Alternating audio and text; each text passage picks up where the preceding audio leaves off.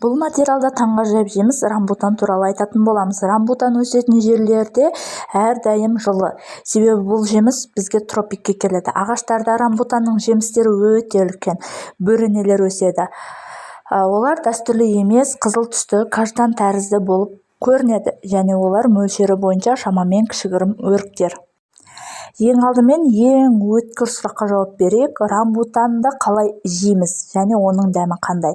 Осы шырынды жемістердің дәмі мен дәйектілігінің сипаттамасынан бастасақ, жоғарғы волосатия қақпағының астында жемісті желі тәріздес ақ қош иісті қышқыл тәтті жүрегі болып табылады.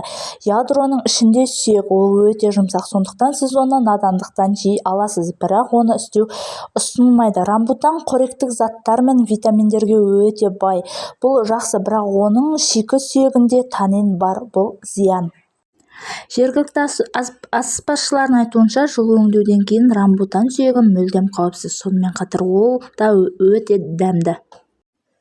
Рамбутанды қалай сақтаудың ең жақсы тәсілдерінің бірі тоңазытқыш, бірақ тіпті осы экзотикалық жеміс аптасына 1 аптадан артық ұзаққа созылмайды. Нарық және піскен жемістерді қалай ерекшелендіретіні туралы анық нұсқау бар. Ұрықтың терісіндегі шаштар қалыпты түрде қатты, қызыл сары немесе қызыл жасыл болуы керек, және ешбір жағдайда жабысқақ болмауы керек. Рамбутанның күн жемісін әкелетін Таиланд қыркүйектен қазанға дейін дәмді әрі хош иісті, ал Латын Америкасынан келетіндер желтоқсан айынан ақпан айының соңына дейін жұмыс істеуге тұрарлық. Таиландта рамбутан жыл сайын 12-15 миллион ақш долларына жетеді және сатылады.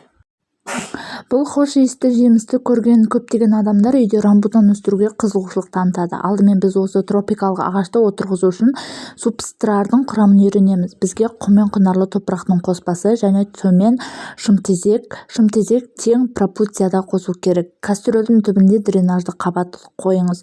Бұл шағын сазға немесе вермикулитке арналған. Біз топырақтың бүркішекпен ылғалдандырамыз. Біз целлюлоза қалдықтарынан тазарып 1-2 см тереңдікке дейін жетілген жеміс сүйекпен отырғызамыз. Содан кейін контейнерлердің жоғарғы жағы пленкамен жабылу керек.